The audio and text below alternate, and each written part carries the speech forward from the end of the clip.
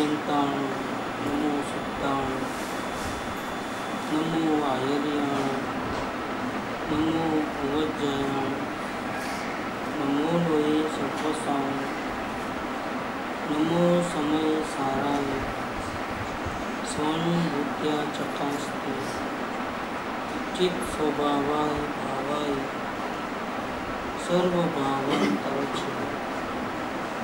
मंगलम भगवान वीर मंगलम गौतमोहन मंगलम कुंड कुंडार जैन धर्मस्तु मंगल सर्वमंगल मांगल्यम कल्याण कारकम प्रधानम सर्वधर्माय जैनम जयतु शासनम ओंकार बिंदु संयुक्तम नित्यं ध्यायन्ति योगिनः कामदं मोक्षदं चैव ओंकाराय नमो नमः।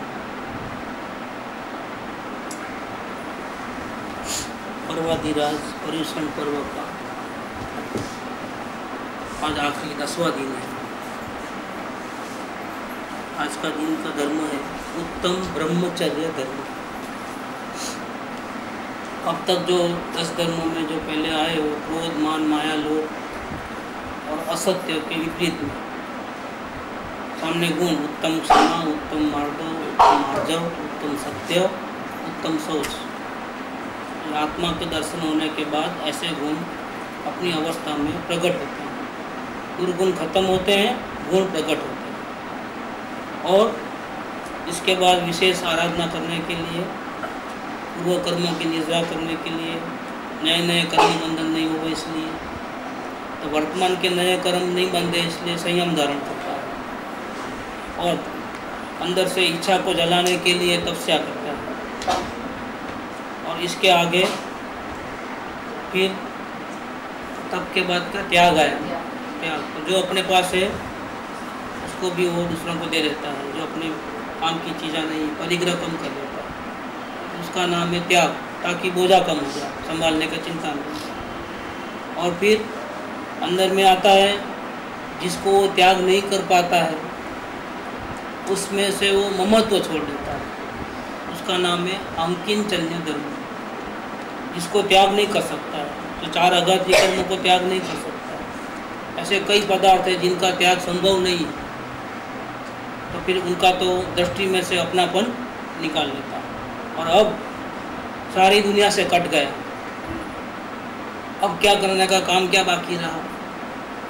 जो शुरू से करता है वही काम करना है। लेकिन शुरू में तो क्या होता था, कमजोरी थी, थोड़ा आत्मदृष्टि हो गए, थोड़ा ऊपर बाहर वापिस दृष्टि चले जाए, वापिस अंदर जावे वापिस बाहर आवे। अब क्या हो गया, अब सबसे नाता तोड़ दिया सब प्रकार से। और अब की एक ही काम रहा, अपने ब्रह्म में लीन हो जाना, जो सिद्ध भगवान करते हैं वैसे। अभी वापिस उपयोग बाहर आएगा नहीं। इसको बोलते हैं उत्तम ब्रह्मचर्य दिन। ब्रह्म जैसे आत्मा उसमें लीन हो जाना और उपयोग को बाहर नहीं लेके जाना, या जाता ही नहीं है ऐसी स्थिति में तो। क्योंकि जहाँ जहाँ जाता था इंद्रियों का प्रयोग बंद कर दिया, संयम धारण कर लिया और तपस्या किया, अंदर से इच्छाओं को जला दिया, बाहर में परिग्रह था उसको भी हटा दिया त्याग करके। अंदर में जिसको त्याग नहीं कर सकते उसमें ममत्व छोड़ दिया। अब रहा क्या अपना, अब एक ही चीज़ रही, जो अपना आत्मा जो पहले भी अपने साथ था, सुख में दुख में हर एक में साथ में। हमने अपने आत्मा को भूल करके अनंत जन्म परिभ्रमण किए, सब साथ छूट गए संयोगों हर वक्त वो आए और छूट गए। लेकिन हमारे परमात्मा का साथ कभी भी छूटा नहीं। क्या वो हमारे साथ ही रहा, हमारा परमात्मा हमारे साथ ही रहा। कभी उसका दूर सुख में भी हमको साथ दिया, दुख में भी हमको साथ दिया। स्वर्ग में भी वो साथ में था और नरक में भी वो अपने साथ में ही रहा। वो परमात्मा बच गया। जब सारे सब छूट गए तो कौन अपने हाथ में है? किसका सहारा है? अपने परमात्मा का सहारा। और वो परमात्मा में ब्रह्म, उसमें लीन हो जाना, उसमें चरना, उसमें रमना, क्या उसमें आनंद करना।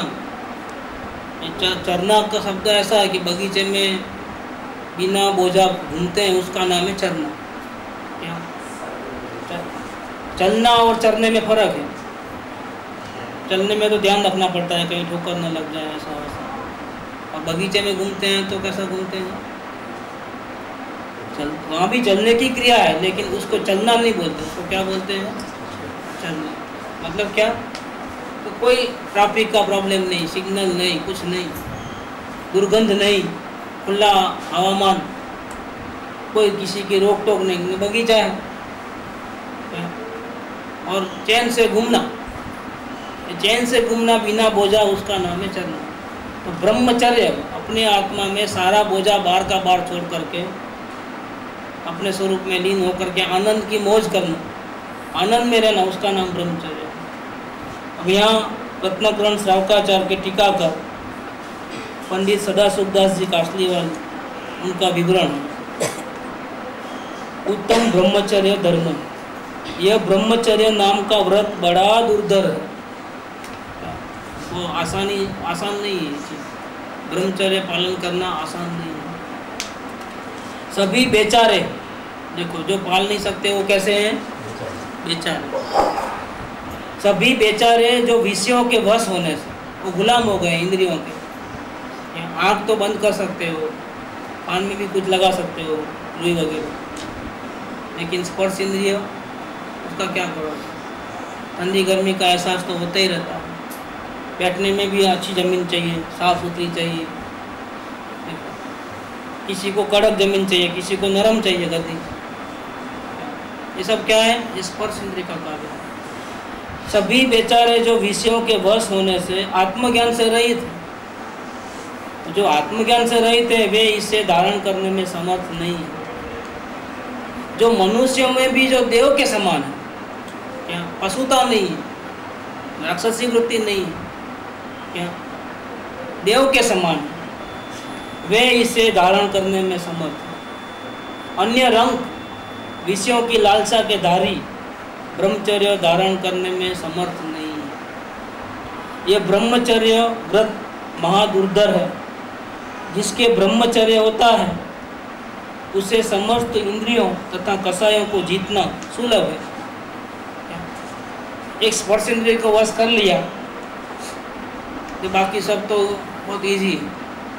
बाकी के इंद्रिय में इतना दम नहीं, बहुत इजी, आसानी से कर सकते हैं। लेकिन ब्रह्मचर्य को जीतना, स्पर्श इंद्रिय को जीतना और ब्रह्मचर्य का पालन करना बहुत मुश्किल है। काम भाव से अंधा हो जाने के कारण महाअनीति को प्राप्त होकर अपनी तथा पर की नारी का विचार ही नहीं करता है। उनको क्या होगा, तकलीफ कितनी होगी, वो विचार नहीं करता है। क्यों कि ये जीव काम भाव से पीड़ित है और उतनी पीड़ा है कि कुछ सूझता ही नहीं, अंधा हो गया है, बुद्धि भ्रष्ट हो जाती है। अपने रामायण में भी यही प्रॉब्लम है। रामायण का जो पुराण बना काय को बना, तो सीता के ऊपर मोहित हो गया रावण, देखो, और फिर पूरी कितनी बड़ी रामायण हुई क्या। तो यहाँ ये हुआ है कि अपनी तथा पर की नारी का विचार ही नहीं करता है। देखो इतना अंधा हो गया कि अपना जो ऐश्वर्य था वो सब नष्ट होने आया। युद्ध में भी एक के बाद एक सब मरते जाते हैं। अपने सगे संबंधी लोग सावधान करते हैं कि अभी भी तुम सीता को वापस कर दो। अभी वो काम से अंधा हो जाने के कारण और अभिमान के कारण ऐसा नहीं करता है। मर जाना पसंद है, अंधा होकर के मर जाना पसंद है, लेकिन वासना नहीं छूटती।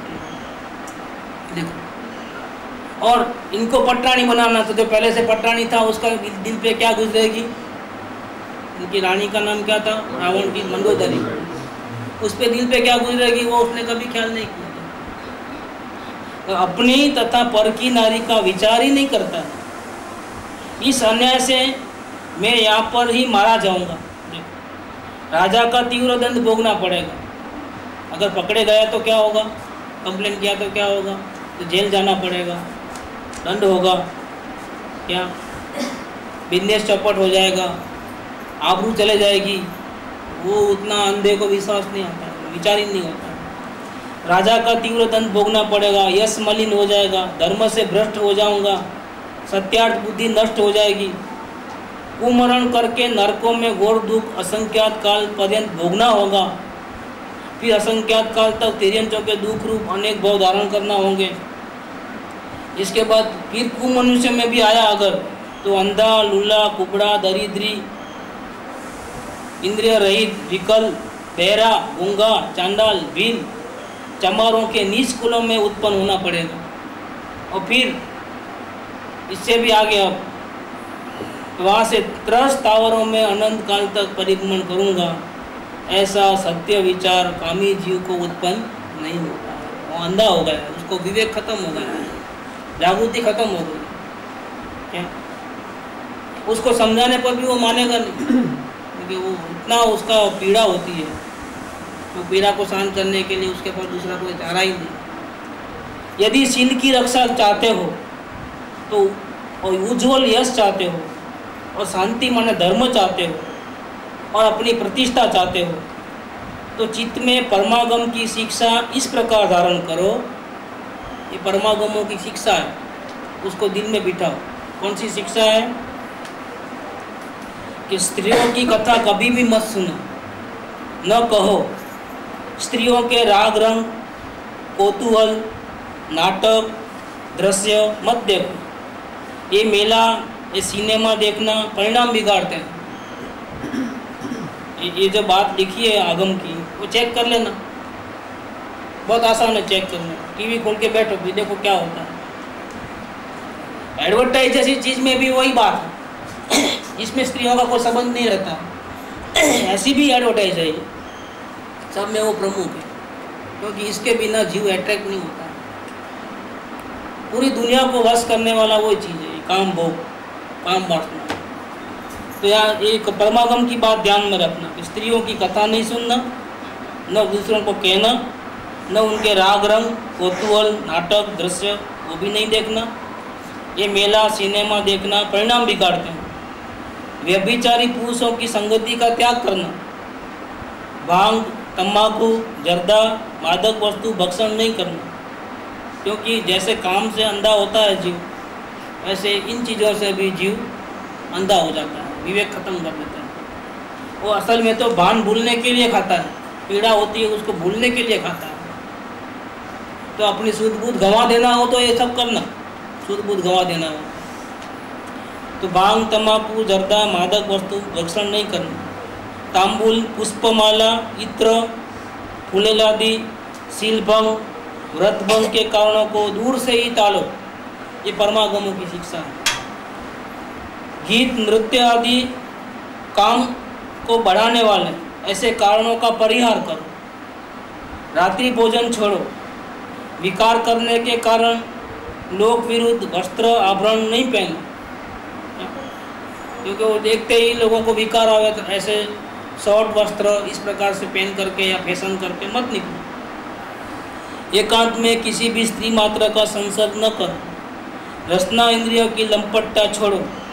जीवा इंद्रियों की लंपटता के साथ हजारों दोष आ जाते हैं ये जीव के कारण। इसी से समस्त उच्चता, यश, धर्म नष्ट हो जाता है। समता भाव को तो वह स्वप्न में भी नहीं याद करता। लोक व्यवहार भ्रष्ट हो जाता है, ब्रह्मचर्य भंग हो जाता है। अतः जो आत्मा के हित का इच्छुक हो वह एक ब्रह्मचर्य की रक्षा करे। क्यों दूसरे व्रत क्यों नहीं लेना, एक ब्रह्मचर्य ही क्यों लेना? कि ब्रह्मचर्य व्रतों का राजा, अगर ये आ गया ना हाथ में तो बाकी सबको जीतना आसान। ब्रह्मचर्य व्रत माने क्या कि इंद्रियों का जो विषय होते हैं उनको छोड़ करके अपने आत्मा में लीन होना। तो लीन होता ही बाकी की प्रवृत्ति तो अपने आप बंद हो गई। जब ब्रह्म में लीन हो गए तो न चखना होता है, न देखना होता है, न सुनना होता है, कुछ नहीं होता है। तो अपने आप एक ब्रह्मचर्य के व्रत के पालन से अपने आप सारे प्रकार के जो दुर्गुण हैं वो अपने आप खत्म हो जाते हैं। तो आत्मा के हित के इच्छुक हो वो एक ब्रह्मचर्य की रक्षा करें। इस प्रकार ब्रह्मचर्य धर्म का वर्णन किया। शिव भगवान निरंतर ब्रह्म में लीन हो गए। उनको अभी वो पालन नहीं करना पड़ता है, क्योंकि व्रत का पालन कौन करे? जिसका व्रत नहीं रहता हो, स्थिरता नहीं रहती हो, वही स्थिरता बढ़ाने के लिए पालन करे।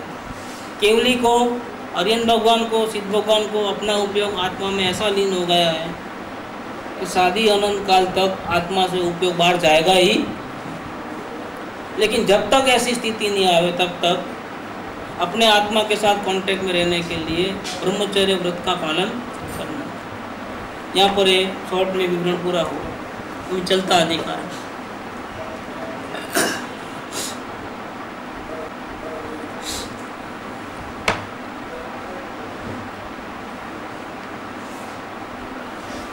भगवान श्री कुंकुन आचार्य देव रचित ग्रंथाधिराज श्री समय सारजी परमागुरु, इसमें 1 से लेकर के 11 गाथा पूर्ण हो, 11 और 12 गाथा पूर्ण हो। ये समय सार का पूर्व रंग में चल रही गाथा है। तो समय सार की पहली गाथा शुरू किया इसकी टीका बनाने का। पहली गाथा की टीका करने से पहले आचार्य देव, अमृतचंद्र आचार्य देव ने 3 श्लोक लिखे थे।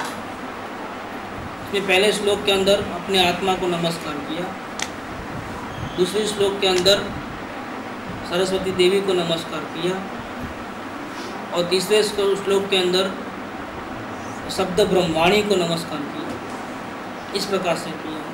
इसके बाद समय सार की पहली गाथा की टीका शुरू हुई। ऐसा करते करते करते 12 गाथा की टीका पूरी हुई। तो समय सार ओरिजिनल है वो अर्धमागधी भाषा में है, प्राकृत भाषा में, जो आज से 2100 साल पहले पोनूर हिल में भगवान श्री कुंकुन आचार्य देव ने उसकी रचना की थी। ये रचना होने के पहले महावीर क्षेत्र गए थे भगवान सिमंदर भगवान के पास। वहाँ साक्षात वहाँ 8 दिन रहे, और वहाँ से आने के बाद पोनूर हिल में सबसे पहला शास्त्र लिखा प्रवचन शास्त्र, और इसके बाद द्रव्यान योग का ये महान ग्रंथ लिखा है, उसका नाम है समय सार। लेकिन उसके 1000 वर्ष बाद अमृतचंद्र आचार्य देव उत्पन्न हुए, जो उनके लेवल के थे, 6ठे 7वें गुणस्थान में जुड़ने वाले, दिन में हजारों बार निर्विकल्प अपने आत्मा के आनंद में लीन होने वाले। ऐसे आचार्य देव ने वो प्राकृत भाषा कोई नहीं समझ पाएगा, समझ करके इसका संस्कृत में टीका बना। और टीका बनाते बनाते, टीका माने क्या? उसका विस्तार करना, समझाने के लिए, मूल गाथा को समझाने के लिए विशेष विवेचन, उसका नाम टीका। और वो अपनी भाषा में, मतलब संस्कृत भाषा वो टाइम में चल रही थी, तो वो टाइम समय की जो भाषा थी संस्कृत, उसमें उन्होंने इसका भाषांतर किया, और भाषांतर के साथ साथ उसका विवरण बढ़ाया समझाने के लिए। अब भाषांतर करते करते कभी कभी उनको इतनी भक्ति आती थी इसकी रचना देख करके। एक के बाद एक गाथा ऐसी है जैसे कि मोती की माला हो, एक एक गाथा मोती की माला के जैसा, क्या एक के बाद एक ऐसा सरस सीक्वेंस है इसके अंदर। कैसा होता है कि सुनते रहो सुनते रहो, और जिसको इसका भाव मालूम होता है ना, उसको तो ऐसा फील होता है कि बंद क्यों कर दिया लेक्चर, अभी चालू रखो कथा। खाना भूल जाता है और सब दुनिया की चिंता भूल जाता है, और सुनते रहे ऐसा हो जाता है। बस इतना आधा घंटा 15 मिनट ऐसा हो जाता है। तो इनको भी टीका करते करते इतना रस आया अंदर में, आचार्य देव को भी इतनी इसकी महिमा इतनी आई कि 12 गाथा पूर्ण हुई तो भक्ति जो अंदर में दब के रखी थी ना, वो बाल उछल के आ गई। अब रहा नहीं आता, टीका बंद कर दिया उन्होंने। 13वीं गाथा की टीका करना है ऐसा नहीं है, नहीं, पहले मेरे दिल के भाव में व्यक्त करना चाहता हूँ। ओह आहा, ऐसा हो गया। और ऐसे अपने दिल के भाव व्यक्त करने के लिए उन्होंने गद्य भाषा छोड़ दी और कविताएं बनाना शुरू कर दी संस्कृत में, और वो भी राग वाले हैं। अपने को तो राग आता नहीं है, लेकिन राग में गीत बनाए हैं, पोएम बनाई है संस्कृत में। तो उन्होंने 4था नंबर का श्लोक यहाँ बनाया 12वीं गाथा पूर्ण होने के बाद। ये मालिनी छंद के अंदर है, मेरे को इसका राग नहीं मालूम, वो शार्दुल विकृदित वगैरह मालूम है, लेकिन मालिनी का मेरे को नहीं मालूम। श्लोक पढ़ते हैं 4 नंबर का। उभय नय विरोध ध्वंसी स्यात् पदांके जिन वचसी रमन्ते ये स्वयं वांत मोहा सपदि समय सारम ते परम ज्योतिरुच्चे रणव मनय अक्षाक्षण भीक्षण एवं। इसका श्लोकार्थ उसी अर्थ का कलश रूप काव्य टीकाकार आचार्य अमृतचंद्र देव कहते हैं। श्लोकार्थ उभय नय विरोध ध्वंसिनी, निश्चय और व्यवहार दो उभय नय। क्या उभय निश्चय और व्यवहार ये बे नयों ने विषय न भेदती परस्पर विरोध से। देखो निश्चय ने क्या करता है, सत्संग नहीं करना, गुरु के दर्शन नहीं, भक्ति नहीं, कुछ नहीं, मैं आत्मा हूँ ऐसा विकल्प भी मत करना, बस मैं परमात्मा हूँ ऐसा ज्ञान में अनुभूति करते रहो। ज्ञान वो आत्मा इतना भी भेद नहीं, मैं ज्ञायक उतना भी नहीं बोलना, शब्द मात्र नहीं, मन का सहारा नहीं, विकल्प का सहारा नहीं, ज्ञान में ऐसा बैठ जाना अनुभूति में कि मैं भगवान आत्मा हूँ। ये किसकी बात है? ये निश्चय नहीं की बात, शुद्ध नहीं जिसको बोलते हैं, उसका विषय परमात्मा है, लेकिन उसको ज्ञान से पकड़ना, मन और बुद्धि से नहीं पकड़ना, ये शुद्ध नहीं का विषय। और व्यवहार में क्या बोलता है भैया, वो तो जब पहुंचोगे तब पहुंचोगे, अनुभव तक। जब तक क्या करो, आत्म भावना भाव, आत्म भावना को पूर्ण करने के लिए उपाय नहीं जानते हो, सदगुरु को खोजो, सदगुरु को पहचानो, क्या उनका सत्संग करो, उनके वाणी के ऊपर विचार करो, वाणी का अमलीकरण करो, अंदर में प्रयोग करो, अवलोकन करो, फिर अवलोकन में जो दोष देखा है अपने में उसको जल्दी से ख़त्म करने के लिए सदगुरु के चरणों में सर्वभाव अर्पण करो। फिर सदगुरु जो उसको दूर करने का, दोषों को दूर करने का जो उपाय बताते हैं, उस प्रकार से उन दोषों को दूर करो, वेद ज्ञान करो। क्या ऐसा ये सब क्या है? करो करो करो करो, ये सब क्या है? कर विचार तो पाम, और वो व्यवहार नहीं कहता है, और निश्चय ने क्या कहता है? छोड़ विचार तो पाम। दोनों में कितना अंतर है? दोनों ऑपोजिट है। तो ये इन दोनों को विरोध जो है उनको नाश करने वाला है। ऐसा जो स्यात् पद से चिन्हित जो जिन भगवान का वचन, भगवान की वाणी कैसी है कि वाणी में 2 प्रकार है, व्यवहार की बातें भी भगवान की वाणी में आई और निश्चय की बात भी भगवान की वाणी में आई, दोनों बात भगवान की वाणी में। लेकिन दोनों का हेतु देखो तो क्या है? इससे आत्मा का विचार ही मत करो, इसका मतलब क्या हुआ? आत्मा का अनुभव करो और सदगुरु को खोजो, सदगुरु की आज्ञा मानो, अवलोकन करो, सर्वभाव समर्पण करो, वेद ज्ञान करो। इसका मतलब क्या है? उसका मतलब भी वही है। क्या मतलब है? तुमको मालूम नहीं आत्मा का अनुभव कैसे करना, तो ये सब करो, तो तुमको मालूम हो जाएगा, तो तुमको आसान हो जाएगा। तो दोनों विरोधी है, लेकिन दोनों का हेतु है सब एक। तो परस्पर विरोधी 2 बातों को भी विरोध मिटाने वाली ऐसी भगवान की वाणी। इसलिए भगवान की दिव्य ध्वनि में जो 12 अंग है, पूरा इतना सारा शब्द ब्रह्म है, उन सब का शॉर्ट में कहना है तो क्या कहना? वेरी शॉर्ट कर दो आप, इतना लंबा लंबा हमको नहीं सुनना है। क्या तो चिंतनी गए थे ना, तो वहाँ लिखा था, मालूम है क्या लिखा था? प्रतिकस समावस आटलू बस तुम पहुँच, इतनी बात चिंतनी में देखा था, नहीं देखा था? भगवान का फोटो था स्वाध्याय हॉल के अंदर, यहाँ तो बीच में तो सेंटर में तो कृपा देखा था, ये साइड में देखो भगवान का मूर्ति, मैं मात्र जानने वाला हूँ, करने वाला नहीं, ऐसा राउंड में लिखा था। और नीचे सूत्र दिया, परथी खस, आज ब्रह्मचर्य दिन है ना, पर को देखना बंद करो, सौ में बस ब्रह्म में लीन हो जा, इतना ही बस तुम का टच।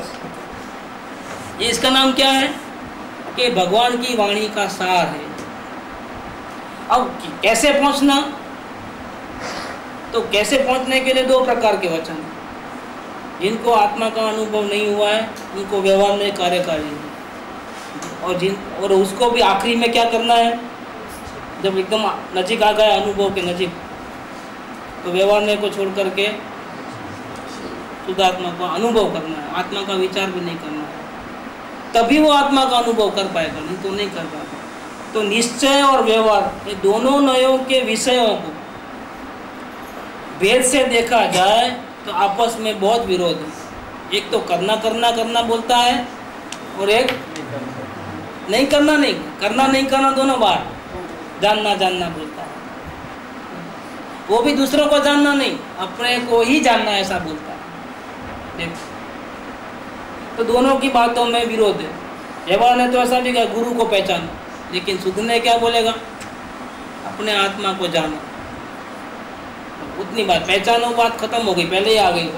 अब तो अनुभव करो, ये बात आई। तो दोनों की बात में क्या है, आपस में बहुत विरोध है, लेकिन दोनों भगवान की वाणी का अंश है और दोनों का हेतु एक ही होने के कारण ये विरोध का नाश करने वाला स्याद पद से चिन्हित जे जिन भगवानનું वचन છે, वाणी છે, वो वाणी का रहस्य जिसको समझ में आ गया है,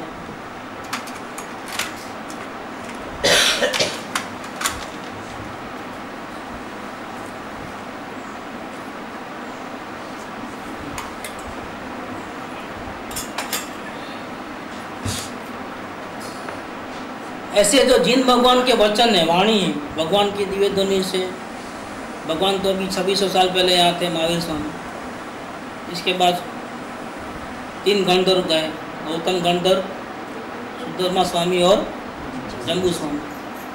अभी अपनी अगली शिविर लगने वाली है जम्बू स्वामी का निर्माण क्षेत्र में। अभी तो ऐसा है, पर बाद में क्या होगा नहीं मालूम, मथुरा जाने का प्रोग्राम। तो जम्बू स्वामी आखिरी केवली हो गए, यहाँ से मोक्ष जाने वाले इस काल के अंदर। सबसे लास्ट, सबसे पहले गए बाहुबली और सबसे लास्ट गए वो जम्बू स्वामी। 24 की बात करें तो इसके बाद आचार्यों की परंपरा, श्रुत केवली आचार्य, ऐसा करते करते ये भगवान की वाणी पास ऑन होते गई। अपने पास भी ये समय सार कहाँ से आया क्या, और गुजराती भाषा में कहाँ से आया कि कान्ही स्वामी के पास आया। कान्ही स्वामी के कहाँ से मिला, तो उनको कृपावड़े ने छपाया था नहीं भाषा, वो मिली। कृपावड़े के पास कहाँ से आया, तो पंडित जयचंद जी ने संस्कृत ढूंढारी भाषा में बना के रखे थे, वो उनको कहीं हाथ में आ गई। जब हाथ में आई तो क्या हुआ, तो दुकान पे कोई आया, कोई देने के लिए कि आप सुना है आप बहुत बड़े विद्वान हो, हमारे को समझ में नहीं आता, आपको समझ में आता करके वो दिया। देखा समय सा आचार्य भगवान कुनकुनाचार्य देव, बस इतना। अभी पन्ना भी नहीं खोला, तो ऐसा मोती उठाया, मोती बोती जो भी आया दे दिया। ज्ञानियों को जो कीमत होती है ना, क्योंकि ये भगवान की वाणी है। किसकी वाणी है, हम तो डायरेक्ट भगवान को नहीं मिले, लेकिन भगवान का संदेश आया तो वाया वाया वाया वाया। अगर भगवान की वाणी हमारे हृदय में उतर जाएगी तो क्या होगा कि हमारे जन्म मरण का नाश हो जाएगा। ऐसी भगवत वाणी है। तो ऐसे भगवान की वाणी, उसमें जो पुरुष रमते हैं माने क्या, पुरुष माने आत्मा, स्त्री पुरुष ऐसा भेद नहीं ले। पुरुष का मतलब यहाँ आत्मा, जो आत्मा भगवान की वाणी, कैसी वाणी कि व्यवहार ने भी उसमें, निश्चय ने भी उसमें, और दोनों के विषय परस्पर विरुद्ध हैं। व्यवहार ने का विषय सदगुरु है, जिनवाणी है, क्या जिनेंद्र भगवान है, लेकिन निश्चय ने का विषय कौन है, अपना भगवान और कोई नहीं। दोनों का विषय परस्पर विरुद्ध है। देव गुरु शास्त्र बार है और अपना भगवान, और भगवान की वाणी में दोनों बातें आई। देव गुरु शास्त्र के शरण में जाओ, ऐसी भी बात आई, और अपने आत्मा की शरण में जाओ, ऐसी बात भी आई। लेकिन दोनों का हेतु एक ही है। दोनों का हेतु क्या है कि तुमको अनंत काल का जो परिभ्रमण है मिट जाए और तुझे अपने भगवान का दर्शन हो जाए और तुमको शाश्वत शांति मिले। वही उनका प्रयोजन है भगवान की वाणी में। भगवान की वाणी में संसार बढ़े, राग द्वेष बढ़े, ऐसा उपदेश कहाँ से होता है, ऐसे उपदेश तो जो भगवान नहीं है, जो शैतान है, उनको उनकी वाणी में आता है। भगवान तो सबके ऊपर दया करने वाले हैं, जीव मात्र के ऊपर है। भगवान के पास तो करुणा है, तो वो तो अपने को जन्म मरण से डुबाने की बात तो करेंगे ही, कैसे तीरे वो बात करेंगे। तो उनकी वाणी ऐसी है। अब जो आत्मा उनकी वाणी का पान करता है, रसास्वादन करता है, उसमें खेलता है, रमता है। रमता का मतलब क्या हुआ? देखो, हम पढ़ते हैं तो आनंदित नहीं है, पढ़ते वक्त, सुनते वक्त भी इतना आनंदित नहीं हो, लेकिन खेलते हैं तब क्या होता है? आनंदित है। ऐसे भगवान की वाणी कैसे सुनना? खेलते खेलते प्रफुल्लित चेहरे से, ये मेरे हित की बात है। आनंद, आनंद से प्रीति, इसमें लिखा है प्रचुर प्रीति सहित अभ्यास करना। कैसे करना? रोते रोते अवलोकन नहीं करना, क्या मेरा क्या होगा ऐसा नहीं, निराशा करके नहीं। भगवान की वाणी है, उसका तो बहुमान करो कि अभी मेरे दुख के दिन दूर होने वाले हैं, भगवान की वाणी मेरे को मिली है। क्या अब मेरे दुख के दिन जो है अब टलने वाले हैं नज़दीक में, तो क्या होता है? जैसे आपको अभी बस जल्दी निकाल देने वाले हैं जेल में से बाहर, 7 साल की सज़ा मिलने, और 1 साल के बाद ही बोल जाएगा आपका व्यवहार अच्छा है, और 4-5 दिन पहले आके बोल के गया कि भाई आपको इस तारीख को छुट्टी कर देते हैं। ये बात बोलते हैं तो क्या होता है? अरे इतना जल्दी, ऐसा बोलते हैं। क्या बोलते हैं? 7 साल का था ना, अभी क्यों इतना जल्दी? तो सुनते ही क्या होता है? आनंदित हो जाता है। और गुरुदेव एक दृष्टांत देते हैं। हमने देखा हमारे गांव में, हमारे घर में 2-2 गाय थी। क्या? तो सुबह दूध निकालने के लिए गोवाला आता था हमारे घर में 7 बजे करीब, फिर शाम में 5 बजे करीब आता। तो गाय का दूध हमारे को मिले इसके पहले क्या करते थे? तो बछड़े को जो बांध के रखा था उसको पहले पिलाते। सबसे पहला अधिकार तो उसके बछड़े का रहता है, तो उसको 15-20 मिनट उसको छोड़ देते हैं हंसी से, पहले वो पी लेता है, फिर उसको खींच करके, नहीं छोड़ता है फिर भी उसको छुड़ा करके वापस बांध देते हैं। फिर हमारे घर वालों लोगों के लिए दूध निकालते हैं। वापस वो बेचारा जो बछड़ा बंधे रहता है जब तक, क्योंकि अगर उसको खुला रखे तो फिर माही रहता है क्या, और धमाल भी मचाता है बहुत, तो उसको खुला नहीं, बांध के रखना है। और फिर क्या करते हैं, शाम को 5 बजे वो गोवाला आने का टाइम है, तो उसको मालूम पड़ जाता है मछली। तो गोवाला एंटर दरवाज़ा खोले ना, तो पहले से ही नाचता था, लेकिन दरवाज़ा खोले तो क्या बोलना उसका डांस देखना ऐसा 4 पाँव से नाचता था। क्या? एक भी पाँव जमीन पे नहीं, ऐसा नाचता था। वो तो हमने देखा, रोज देखा है हमने ऐसा। कि देखो क्यों नाचता है मालूम? कि सारा दिन का मैं भूखा प्यासा हूँ, अभी मेरे को छोड़ेगा वो, छूटने का टाइम आया है। तो छूटने की बात जब आती है, मुक्ति की बात आती है, तो किसको अच्छा नहीं लगेगा? तो ऐसी जो ये अवलोकन की बात हो, वेद ज्ञान की बात हो, ये सब काय के लिए है? हमको अनंत काल से हम दुखी हैं, क्या राग द्वेष करके मर रहे हैं मोह के कारण। वो मोह का नाश करने वाले भगवान के वचन हैं। वो विद्या भी ऐसी है, भगवान बनने की विद्या है, भक्त बनने की विद्या नहीं है। ये विद्या कैसी है कि भक्तों को भक्त नहीं रहने देती है, भक्तों को क्या बना देती है? भगवान बनाती है। अन्य धर्म में किधर भी भगवान बनाने की विधि नहीं है, भक्त बने रहने की विधि तो है। क्या? दुर्जनता निकल जाए और सज्जन बन जाओ, ऐसा है विद्या। लेकिन तुम भी हमारे जैसे भगवान हो जाओ, ऐसी विद्या उनके पास नहीं। ये ऐसी विद्या है कि स्वयं भगवान बनने की विद्या है, जन्म मरण से मुक्त हो जाने की विद्या है, वापिस संसार में आने की विद्या नहीं है। एक बार भगवान बन गए तो खलास, इस आदि अनंत काल तक सुख में रहना। तो ऐसी बातें हैं इसमें है। तो ऐसी जो भगवान की जो वाणी हमको मिली है महाभाग्य से, गुरुओं की कृपा से, क्या भगवान तो नहीं है, लेकिन भगवान के बाद जो है केवली, श्रुत केवली, आचार्य देव, मुनिराज, ज्ञानी पुरुषों के द्वारा और भाषांतर होते होते अपनी भाषा में आई बात। कितने बड़े भाग्य की बात है।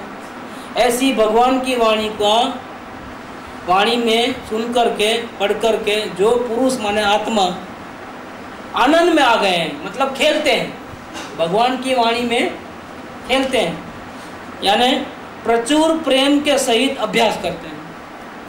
प्रेम क्यों आता है?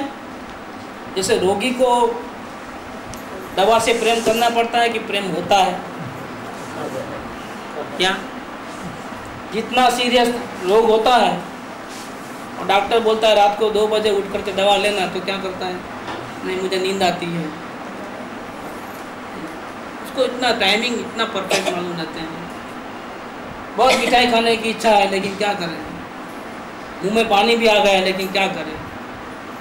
देखो क्या करता है, डॉक्टर की आज्ञा में रहता है, मिठाई को हाथ भी नहीं लगाता, देख करके रो लेता है, लेकिन खाता क्यों नहीं खाता है?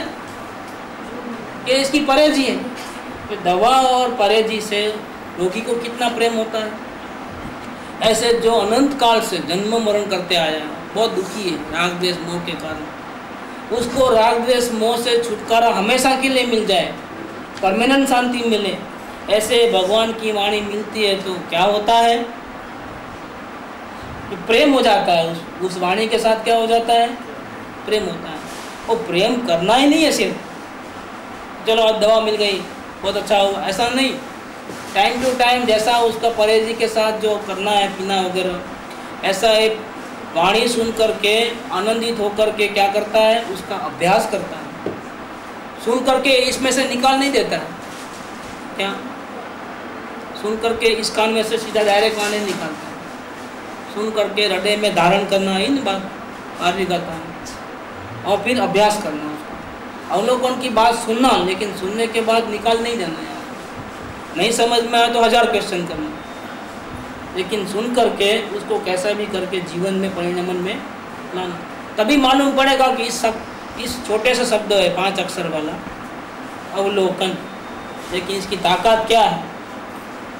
अगर भगवान बनना है तो जितने ही भगवान बने सब पहले अपने जैसे ही थे, लेकिन सबने पहला काम क्या किया है? भगवान तो बाद में बनेगा, लेकिन पहले सम्यक दर्शन प्राप्त करना है। और सम्यक दर्शन प्राप्त करने के लिए क्या करना पड़ेगा? वेद ज्ञान करना पड़ेगा। और वेद ज्ञान प्राप्त करने के लिए क्या करना पड़ेगा? सबकी शुरुआत यह है, ये केजी नर्सरी है। सिद्ध भगवान बनने की केजी नर्सरी ये है। अब लोग ये नहीं करोगे तो नहीं होगा। तो इसका प्रेम सहित अभ्यास करना है। भगवान की वाणी का प्रेम सहित अभ्यास करना है। और प्रेम के शब्द के आगे एक शब्द लगाया है। क्या शब्द लगाया है? प्रचुर प्रेम। सिर्फ मामूली प्रेम ऐसा नहीं चलता है। कैसा चलता है? प्रचुर प्रीति। प्रचुर प्रीति होती है तो क्या होता है? जिससे प्रेम हो जाता है फिर वो अंधा हो जाता है। नहीं बोलते हैं कि लव इज ब्लाइंड। जिसको प्रेम हो जाता है वो हाइट नहीं देखता है, काला गोरापना कुछ नहीं देखता है, जात पात नहीं देखता है। बस मेरे को प्रेम हो गया, लेकिन क्या है इसके अंदर? नहीं, इससे बढ़िया बस मेरे को यही। और उसके लिए वो कुछ भी कुर्बान देने को तैयार हो जाता है। देखो कितनी भी कुर्बान देना हो तो मैं तैयार हूँ। मुझे प्रेम हो गया, मैं इसके दर्शन के बिना रह सकता। देखो क्षेत्र से दूर है तो भी हम उनकी याद में निरंतर जलते हैं। याद निरंतर बनी रहती है। इसका कारण क्या है? इसको प्रेम हो गया। ऐसे प्रचुर प्रेम, इसको बोलते हैं प्रचुर प्रेम। और विचार करें, प्रेम वाला विचार नहीं करता है कि कितना समर्पण भाव करना है, लेकिन कितना करूँ, ये बात छुपा दूँ, ये दूँ, अच्छी अच्छी बातें लिखूँ और बुरी बुरी बातें न लिखूँ। जितना अच्छा अच्छा हुआ है, गुण प्रकट हो गए, वो तो सब लिख देता है। और अभी अभी जो दोस्त रह गया है वो नहीं लिखता है। प्रेम वाला ऐसा नहीं करता है। प्रेम वाले की बुद्धि खत्म हो जाती है। क्या? वो तो सब जो आया दिल में लिख देता है, अच्छा बुरा जो भी है वो लिख देता है। क्योंकि वो बुद्धि विचार कौन करता है? क्या लिखना क्या नहीं लिखना, क्या बताना क्या नहीं बताना, वो कौन विचार करती है? बुद्धि विचार करती है। और प्रेम होता है तो बुद्धि को जाना पड़ता है, भाग जाना पड़ता है। प्रेम और बुद्धि दोनों साथ में नहीं रह सकते। अपनी बुद्धि को नीचे रखो तो प्रेम हो जाएगा। अपनी बुद्धि जब तक दब करेगी, ये तो इश्क नहीं का कथन है, उसका क्या, फिर व्यवहारने का क्या, फिर व्यवहारने की बात आएगी तो निश्चयने का क्या। ये सब क्या है, ये पंडितों का काम है, बुद्धि वालों का। वो प्रेम कभी कर ही नहीं सकते, क्योंकि जिनको अपने आत्मा से प्रेम नहीं है वो अपने सद्गुरु से कैसे प्रेम करेंगे, जिन वचन से कैसे प्रेम करेंगे। पढ़ेंगे, लिखेंगे, बड़े बड़े ऐसे लिखेंगे, निबंध बनाएंगे, बड़े बड़े लेक्चर देंगे, प्रेम नहीं कर सकते। ये पंडितों का काम क्यों हो गया? जैसा व्यापारी का संसार है बही खाता, ऐसे पंडितों का जो संसार है वो क्या है? शास्त्र। उन्होंने ये दुकान खोल दी, उन्होंने पाप की दुकान खोली, इन्होंने पुण्य की दुकान खोली। लेकिन जो भव्य आत्मा है वो जिन वचन में रमते हैं माने क्या, खेलते हैं माने क्या, आनंद करते हैं माने क्या, कि प्रचुर प्रेम सहित जिन वाणी में जो बात कही गई है, मूल बात क्या, उसका अभ्यास करना। उनको व्यवहार नहीं, निश्चय नहीं पढ़ना है, उनको क्या पढ़ना है? आत्मा पढ़ना है। क्या? क्योंकि जिन वाणी का सार क्या है? अपने आत्मा का दर्शन हो गया, आत्मा सुखी हो गई। उनको ज्ञान का प्रयोजन नहीं होता है, उनको किसका प्रयोजन है? मेरे दुख दर्द मिट जाए और शांति मिले, उसका प्रयोजन। कोई बात समझ में नहीं आती है तो मथा नहीं लगाते हैं, बुद्धि नहीं लगाते हैं। क्यों? कि जो अपनी योग्यता के अनुसार ही समझ में आता है। अपनी इतनी योग्यता नहीं है तो समझ में कैसे आएगा? तो अपने को समझ में नहीं आता है तो क्या करना चाहिए कि पहले अपनी योग्यता बढ़ानी चाहिए। योग्यता बढ़ेगी तो अपने आप जो बात पहले समझ में नहीं आती थी वो बात योग्यता बढ़ने के बाद अभी समझ में आ जाएगी। तो अभी लक्ष्य क्या रखना है? समझने का लक्ष्य नहीं, केवल शांति का लक्ष्य रखना। अभी शुरू करो अभ्यास। तो जो पुरुष भगवान की वाणी में प्रचुर प्रेम के सहित अभ्यास करते हैं ते पुरुषों, उनका क्या होता है? ते पुरुषों पोतानी मेड़े स्वयं अपने आप इंटू ब्रैकेट अन्य कारण बिना, दूसरों की मदद बिना, दूसरों की हेल्प लेने की जरूरत नहीं, स्वयं मिथ्यात्व कर्मना उदयनु वमन करीने। देखो मिथ्यात्व कर्म का उदय तो सभी अज्ञानी को है ही है। क्या ये जो दुनिया है ना उसमें बहुत से क्या आत्मा को अनुभव नहीं करने वाले लोग कितने और अनुभव करने वाले लोग कितने? आत्मज्ञानी कितने? जो अपने परमात्मा को देखते हैं और महसूस करते हैं कि मैं ही परमात्मा हूँ, शरीर से संयोग से भिन्न हूँ, राग से भिन्न हूँ, ऐसी अनुभूति करने वाले कितने? वो आत्मा को जानने वाले, शास्त्र पढ़ने वाले भी अनुभूति करने वाले नहीं है सबके सब। क्यों? कि उन्होंने आत्मा के बारे में सुना है, पढ़ा है, समझा है, बुद्धि से बराबर समझ लिया है, लेकिन फिर भी उनका अनुभव नहीं किया। तो जिन्होंने जिन शास्त्रों का श्रवण वांचन मनन सब किया है, चिंतन मनन किया है, उनको भी अनुभव नहीं होता है या नहीं हुआ है। तो जो नहीं पढ़ते हैं उनका तो काम। तो इस दुनिया में अधिकांश लोग कैसे हैं? तो जिसको आत्मा का अनुभव नहीं हुआ, ऐसे लोग हैं। करोड़ों अब्जों में कितने होंगे आत्मज्ञानी? 6 अबज की वस्ती है, अभी बढ़ भी गई हो तो नहीं मालूम। ये 6 अबज में कितने लोगों को आत्मज्ञान होगा? तो इसकी संख्या कम है। अगर किसी को हुआ है तो कितने गिने चुने लोगों को आत्मज्ञान, कितने गिने चुने लोग। तो यहाँ ये बात को कहते हैं कि जो आत्माएं भगवान की वाणी में प्रचुर प्रेम के सहित अभ्यास करते हैं, सुनते हैं, रमते हैं, वे पुरुष को क्या होता है कि उनको बिना किसी की सहाय के अपने आप स्वयं अपने बल से, अपने ज्ञान के आधार से क्या करते हैं? वो मिथ्यात्व कर्म का उदय का वमन कर देते हैं। इतने सारे लोग, सबको मिथ्यात्व कर्म का उदय है, इसीलिए सम्यक दर्शन नहीं होता है। सम्यक दर्शन नहीं होने में एक कारण क्या है?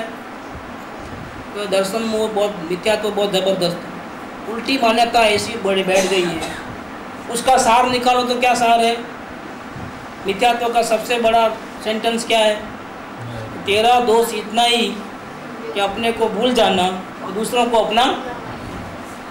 ये सभी जीवों का यही हाल है कि मैं परमात्मा हूँ वो भूल गए, और शरीर में राग द्वेष मेरे, कुटुंब कबीले मेरे, धन दौलत मेरा, नाम रूप मेरा, ऐसा हो गया। देखो, देश के साथ एकत्व, समाज के साथ एकत्व, सोसाइटी के साथ एकत्व, अड़ोस पड़ोस का, ये मेरा बिल्डिंग, ये मेरी संस्था, मेरी दुकान, मेरा घर, मेरा लड़का, मेरा, क्या हो गया? मैं परमात्मा वो भूल गए। एक धचकन भी मेरा नहीं है वो भूल गए और सबके साथ मिलन कर दिया। ये मिथ्यात्व का रोग जीव मात्र को लागू है, सबको उसका उदय है। लेकिन जो जिन वचन में रमते हैं, जिनको भगवान की वाणी मिल गई है सुनने को, और सुनने को मिलने के बाद वो ऐसे बैठे नहीं है सुनते रहो, क्या करते हैं साथ में प्रचुर प्रेम के सहित, ओहो ऐसी वाणी तो मैंने कभी सुनी नहीं, ऐसा करके ये तो मेरी मुक्ति के दिन आए, ये तो मुक्ति की वाणी आई, अब मेरे को प्रमाद नहीं करना है, ऐसा करके क्या करते हैं वो कि जो बात कही गई है उसका अभ्यास करते हैं। और जो जीव इस प्रकार से अभ्यास करते हैं तो जैसे दूसरे लोगों को मिथ्यात्व कर्म का उदय है, ऐसा उसको भी है मिथ्यात्व कर्मों का उदय। लेकिन क्योंकि वो दवा लेता है, कि कौन सी दवा लेता है? अवलोकन की। तो क्या होता है कि तो मिथ्यात्व रूपी जो जहर है ना अंदर में चले गया है ना, उसकी उल्टी हो जाती है। देखो क्या लिखा है, मिथ्यात्व कर्म का उदय का वमन हो जाता है। वमन माने क्या? उल्टी है, तो उसके पेट के भीतर है जहर, उसकी भी मान्यता उल्टी ही है। लेकिन जैसे जैसे वो अवलोकन की दवाई लेता है ना, दिन ब दिन क्या होता है, तो उसका वो जहर है वो कम होता जाता है। पहले कभी भक्ति आई नहीं, सुना बहुत, पढ़ा बहुत, लेकिन भक्ति नहीं आई। अब क्या हुआ? भक्ति क्यों आई? भक्ति क्या बताता है कि अभी आत्मा में जो पहले कमजोरी नहीं है, अभी ताकत वाला हो गया, लाभ हुआ है। और लाभ हुआ है तो क्या हुआ? तो भक्ति करनी नहीं पड़ती है, भक्ति हो जाती है। प्रेम करना नहीं पड़ता है, प्रेम हो जाता है। ऐसा होता है। ये भक्ति सूचना है कि अभी आपका अवलोकन का प्रयोग बराबर चल रहा है। जो अंदर से आई तो दिखावटी करे तो अपने को धोखा है। कोई लोग दिखावटी करते हैं, 10 जने पैर पड़ते हैं तो वो बोला मेरे को, मैं पैर नहीं पड़ूंगा तो कैसे होगा, क्या बोलेंगे लोग, इसलिए वो भी दे देता है पैर। ये दिखावटी नहीं चलता है। अंदर से जब तक नहीं आवे तब तक ऐसा दिखावटी नहीं करना, अपने को धोखा नहीं देना। धोखा किसको देता है? गुरु को तो क्या देगा धोखा, किसको धोखा देता है? वो अपने आप को देता है। यहाँ ये बात लिया है कि जो जीव भगवान की ऐसी स्यादवाद वाणी उनमें केली करता है, खेलता है, अभ्यास करता है, वो जीव जो मिथ्यात्व रूपी जहर अपने अंदर में परिणमन में चले गया है, पेट में उतर गया है, क्या जो अनंत काल से नहीं निकला है, वो जहर कैसा है? और अनंत काल से राग द्वेष मोह आदि होते ही रहते हैं उसके कारण, पीड़ा पीड़ा पीड़ा आदि व्याधि उपाधि। लेकिन जो जीव अवलोकन का वेद ज्ञान का अभ्यास करते हैं, जिन वचन में केली करते हैं, तो उनको क्या फायदा होता है? उनके मिथ्यात्व कर्म का उदय का वमन हो जाता है। और फिर क्या होता है? जब वमन हो जाता है तो क्या होता है? देखो इसकी बात करते हैं। वमन करके अतिशय रूप नहीं बोलते हैं, अतिशय होता है। अतिशय का मतलब समझते हो क्या होता है? जो कभी नहीं बन सकता है, तो इम्पॉसिबल चीज़ बन जाती है। क्या ऐसा कैसे बन सकता है? अतिशय जिसको बोलते हैं, चमत्कार। दूसरा उसका अर्थ क्या है? चमत्कार हो जाना है, आश्चर्यचकित हो जाए, खुद को विश्वास ही नहीं आता है पहले तो, ऐसा भी हो गया है क्या? ऐसा चमत्कार हो जाता है। अतिशय आ मतलब क्या? वर्तमान में हो रहा है। अरे इतने उपवास किए, इतनी माला फेरी, उतना ये किया, उतना मगजमारी किया, लेकिन ऐसी शांति कभी मिली? ऐसी भक्ति कभी आई? देखो उसको क्या होता है? ये माने क्या? क्या बताता है? ये कोई कहीं सुनी हुई बात नहीं है, ये हमारे वर्तमान परिणमन में जो फेरफार हुआ है प्रत्यक्ष वो अनुभव में आ रहा है। इसका मतलब क्या है? क्या ये सुनी सुनाई बातें नहीं है। ऐसी भी भक्ति होती है मीराबाई जैसे, क्या ऐसा भी दीवानापन होता है, सारा दिन कुछ नहीं सुनता है, गुरु गुरु गुरु गुरु सुनते हैं, रात दिन सब कुछ मालूम नहीं पड़ता है, क्या खाते हैं, क्या पीते हैं, क्या बोलते हैं, इधर जाना अच्छा नहीं, टीवी देखना अच्छा नहीं, घूमना अच्छा नहीं, बात करना अच्छा नहीं, ये सब क्या हो गया? ऐसा पागलपन होता है। ये चमत्कार लगता है कि मैं कितना बदल गया, और फिर बात क्या है कि बदलने की कोई कोशिश नहीं की, क्रोध को हटाने की, मान को हटाने की, अवगुण को हटाने की कोई कोशिश नहीं की। लेकिन ये कैसा चमत्कार हो गया कि अवलोकन करते करते सारे दुर्गुण अपने आप बिना हटाए आश्चर्यचकित हो जाते हैं। ये अतिशय है। अतिशय रूप परम ज्योति प्रकाशमान शुद्ध आत्मा। कैसा है आत्मा? एक तो शुद्ध आत्मा है, और राग द्वेष मोह आदि किसमें है? आत्मा में नहीं, किसमें है? अवस्था में। या ऐसा बोलो कि माइंड में वो कर रहा है, माइंड चलता है, माइंड में सब विचार आते हैं, अच्छे बुरे सब। और आत्मा कभी विचार करता? आत्मा केवल क्या करता है? तो आत्मा जानना जानने वाला है। आईने में विष्टा दिखे तो क्या आईना विष्टा वाला हो गया? ऐसे आत्मा के ज्ञान दर्पण में राग द्वेष मोह दिखे तो क्या आत्मा रागी द्वेषी हो गया? दर्पण को कुछ लेना देना नहीं। दर्पण के सामने अग्नि हो तो दर्पण गर्म नहीं होता, बर्फ हो तो ठंडा नहीं होता है। ऐसी जो है शुद्ध आत्मा की परम ज्योति है, क्या जो स्पष्ट प्रकाशमान है। प्रकाशमान माने क्या? कि वो आत्मा को देखने के लिए दूसरे दीपक की जरूरत नहीं है। जैसे सूर्य को देखने के लिए दूसरा सूर्य चाहिए, ऐसे अंदर में जो चैतन्य हीरा है, जबक जबक कर रहा है, ज्ञान की मूर्ति है, उसको देखने के लिए दूसरे आत्मा की किसी की जरूरत, दूसरे ज्ञान की जरूरत? टॉर्च लाइट लेके जाना पड़ता है अंदर, तो दिख जाएगा टॉर्च लाइट से।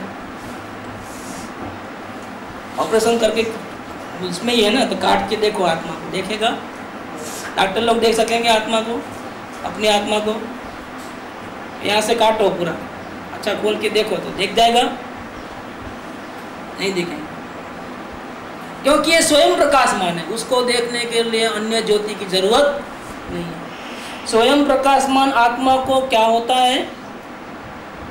अतिशय रूप परम ज्योति प्रकाशमान शुद्ध आत्मा को तुरंत देखता है, सोचता है, पढ़ता है, याद करता है, उसका चिंतन करता है, उसका मनन करता है। ये बात नहीं दिया, क्या लिखा है कि जैसे वो मिथ्यात्व कर्मों के उदय की उल्टी हुई तो अंधापा चले गया, आँख खुल गई अंदर की, बाहर की आँख बंद हो गई, ये आँख बंद हो गई। कौन सी आँख खुल गई? भगवान को देखने वाली आँख अंदर, यहाँ तीसरा नेत्र है इधर, वो खुल गया। शंकर भगवान का तीसरा नेत्र होता है ना। और ज्ञान की आराधना से क्या हुआ? मोह राग द्वेष राक्षस सब खत्म हो गए। उनको बहुत गुस्सा आता है शंकर भगवान को, तो मोह राग द्वेष काम क्रोध माया सब जल गए, खाक कर दिया। अब क्या हुआ? शांति हो गई। शांति में क्या हुआ? ये नेत्र ने अंदर देखना शुरू कर दिया। तो पहले घंटा भर ध्यान करते थे तो भी नहीं दिखता था, और अब क्या हो रहा है? सारा दिन सजात्म स्वरूप परम गुरु की माला गिनते थे, सारा 24 घंटा अखंड जाप, तो भी आत्मा नहीं दिखा। उपवास किया तो भी नहीं दिखा। तीर्थ यात्रा में जाके गिरनार पे बैठ गया, उधर कैलाश पर्वत के ऊपर, तो भी नहीं दिखा। वो आत्मा क्या हुआ? अभी अंदर में ज्ञान नेत्र खुल गए, और क्या हुआ? ये अतिशय रूप परम ज्योति प्रकाशमान शुद्ध आत्मा को 1 घंटे के बाद देखता है, ऐसा नहीं, 1 मिनट के बाद देखता है, ऐसा नहीं। कैसा है? लिखा है क्या? तुरंत देखता है, तुरंत देखता है, इमीडिएटली। जैसा ये अंदर का ज्ञान खुल जाएगा, मिथ्यात्व कर्म का उदय का वमन हो जाता है, इमीडिएटली उसी समय में उसको अपने में ये ध्यालय में विराजमान भगवान आत्मा जो परम ज्योति स्वरूप है, स्वयं प्रकाशमान है, उसका दर्शन इमीडिएटली हो जाता है, उसी सेकंड में हो जाता है। देखता ही है, ऐसा लिखा है। शब्द क्या है? देखे जच है।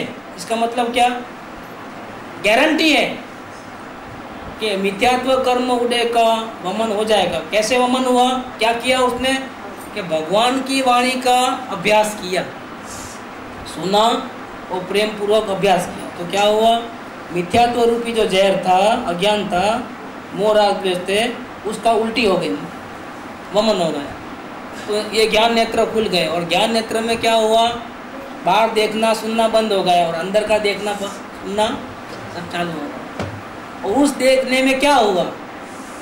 उसने स्पष्ट प्रकाशमान शुद्ध आत्मा को ही देखा ही, ऐसा देखता ही है, गारंटी है, देखे जज है।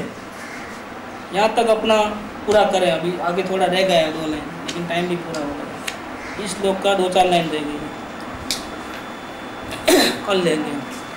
लेकिन इस बात में क्या गारंटी है, और विधि बता दी कि अगर अपने भगवान को देखना है तो क्या करना है कि जिन वचन जो है उनको प्रेम पूर्वक उसका अभ्यास करना, और अभ्यास करने से क्या होगा?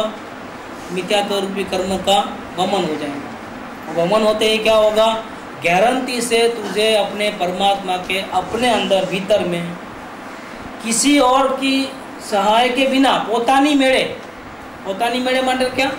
किसी और की कोई ज़रूरत नहीं है, तुम खुद ही अपने भगवान को जरूर देखेगा, ऐसा गारंटी भी आ गई इसके अंदर। ऐसा ये श्लोक बनाया है।